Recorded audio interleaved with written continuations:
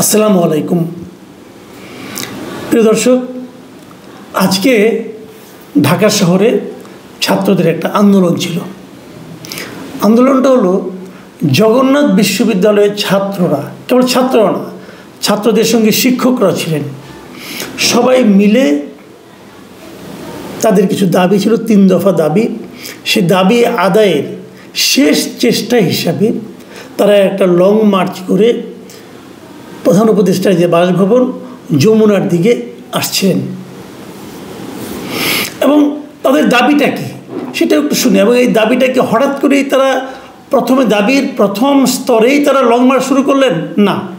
তাদের একটা প্রতিনিধি দল এরই মধ্যে গতকালকে মানে আগের দিন মঙ্গলবার দিন তারা কিন্তু ইউজিসির সঙ্গেও দেখা করেছিল। ইউজিসি হলো ইউনিভার্সিটি গ্র্যান্ট কমিশন, মানে বিশ্ববিদ্যালয়গুলোর দাবি দাওয়াগুলো বিশ্ববিদ্যালয় কি পাবে কি পাবে না, অথবা বিশ্ববিদ্যালয়ের কাছে সরকার এবং দেশ কি চায় না, এগুলো ইউজিসির মাধ্যমে কিন্তু হয়ে থাকে। তাদের দাবি ছিল 3টা, সিম্পল 3টা দাবি। দাবি 3টা কী কী আমি দাবিগুলো আগে আপনাদের পড়ে শোনাই। 1 নম্বর হলো আবাসন ব্যবস্থা নিশ্চিত না হওয়া পর্যন্ত জগন্নাথ বিশ্ববিদ্যালয়ের 70% শিক্ষার্থীর জন্য আবাসন বৃত্তি 2025-2026 অর্থ বছর থেকে কার্যকর করতে হবে। 1 নম্বর দাবি। অর্থ হলো, আমি আপনাদের একটু বলি, জিনিসটা ডিটেল বলি। সেটা হলো, এটা একটা পাবলিক বিশ্ববিদ্যালয়, কিন্তু সমস্ত পাবলিক বিশ্ববিদ্যালয়ে একটা হল থাকে। মানে পাবলিক বিশ্ববিদ্যালয়ে সবাই তো সমস্ত ছাত্রকে হলে থাকতে দিতে পারে না। কিছু আবাসিক আছে, কিছু অনাবাসিক আছে। যেমন জাহাঙ্গীরনগর বিশ্ববিদ্যালয়, তবে কৃষি বিশ্ববিদ্যালয়, এগুলো কিন্তু সম্পূর্ণ আবাসিক। মানে এখানে যত ছাত্রছাত্রী ভর্তি হবে তারা সবাই বিশ্ববিদ্যালয়ের হলে থাকবেন। অথবা যদি উল্টো করে বলি যে হলে যত ছাত্রছাত্রী থাকার ব্যবস্থা আছে তারা কেবল তত সংখ্যকই ছাত্রছাত্রী ভর্তি করবেন। এগুলো সম্পূর্ণ আবাসিক। আবার কিছু কিছু বিশ্ববিদ্যালয় আছে যেগুলো আবাসিক অনাবাসিক দুটো মিলেই, যেমন চট্টগ্রাম বিশ্ববিদ্যালয়, ঢাকা বিশ্ববিদ্যালয়, এখানে কিছু হল আছে কিন্তু ছাত্র সংখ্যা এত বেশি হয়ে যায় যে হলে কোনো সংকুলান হয় না, যে কারণে তারা হলে সবাইকে থাকতে দিতে পারে না। কিন্তু হল তাদের আছে। ঢাকা বিশ্ববিদ্যালয়ে তো অনেকগুলো হল। তো এরকম জগন্নাথ বিশ্ববিদ্যালয়ে তারাও হল চেয়েছে। এখন তাদের কোনো হল নেই, তারা যদি হল চায় তাহলে এই হল চাওয়াটা তো অন্যায় না। এই স্টুডেন্টরা কোথায় থাকবে? থাকার একটা ব্যবস্থা লাগবে না? সরকার ব্যবস্থা করবে না? সরকার আপনাকে দাওয়াত করে নিয়ে আসলে যে তুমি আমার এখানে ভর্তি হও, কিন্তু তারপর আপনাকে থাকার ব্যবস্থা করতে পারে না, তাহলে সেটা কোথায় ভর্তি হবে? শিক্ষাটা রাজধানীতে থাকার খরচ তো অনেক। তারা কি মনে করেন এক জায়গায় যে ছোটো একটা ঘর নিয়ে বস্তির মতো একটা রুমে ভাড়া করে মেস করে থাকতে পারবে? এবং থাকলে সেখান থেকে লেখাপড়াটা হবে।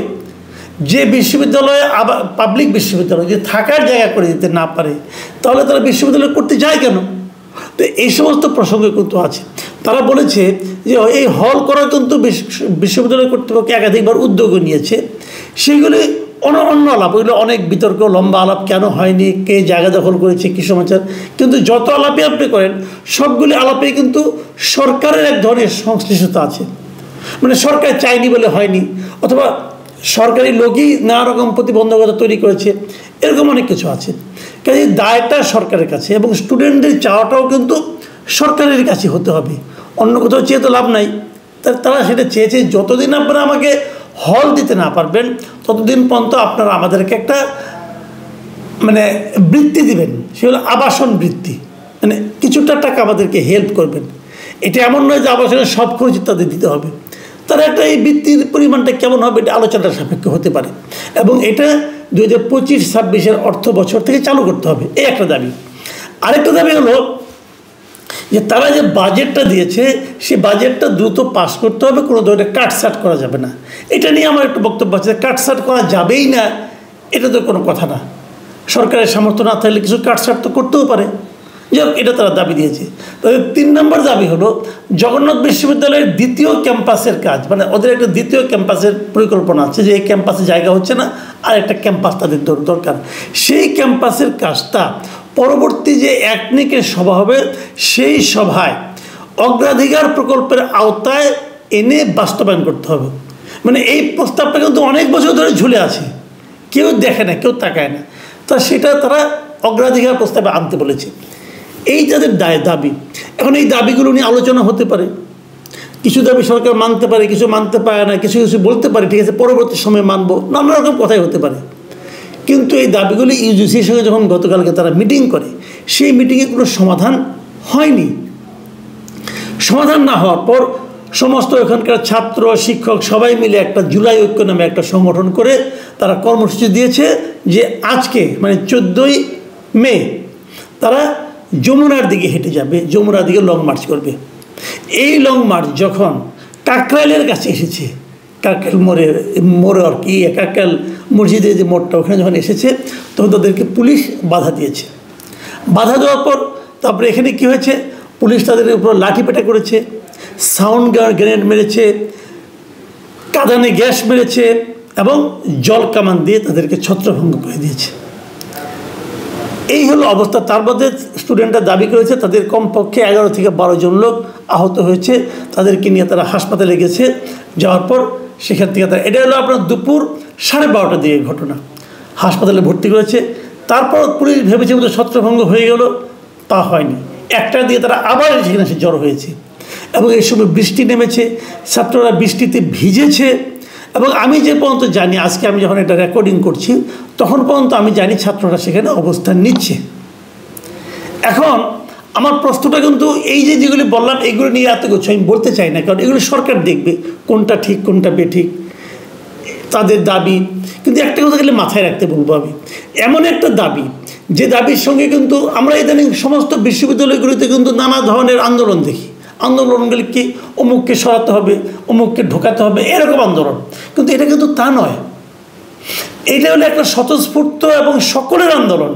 একটা পুরো বিশ্ববিদ্যালয়, তার শিক্ষক ছাত্র সবাই এর সঙ্গে একীভূত। আমি দেখলাম যে একটা ছবিতে প্রক্টরও সেখানে আছেন, বিশ্ববিদ্যালয়ের ভিসি পর্যন্ত আন্দোলনের সঙ্গে আছেন। সেই আন্দোলনের সঙ্গে এমনভাবে পুলিশ ব্যবহার করলো কেন? দেখুন, মাত্র 2 দিন আগের কথা বলি, এনসিপি, ইসলামী ছাত্র শিবির, খেলাফত মজলিস, এরকম নাকি আপনার এই যে কী বলে জাতীয় ইসলামী আন্দোলন, এদের একটা আন্দোলন ছিল আওয়ামী লীগকে নিষিদ্ধ করার জন্য।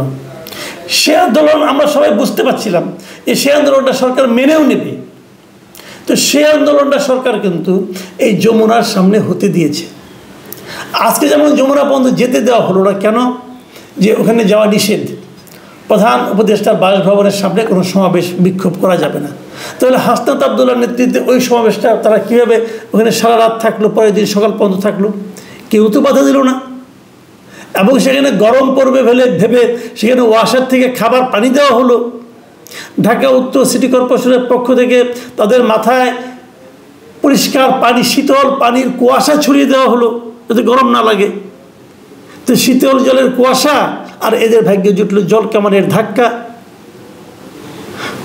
ব্যবধানটা কোথায়? বৈষম্যটা কেন?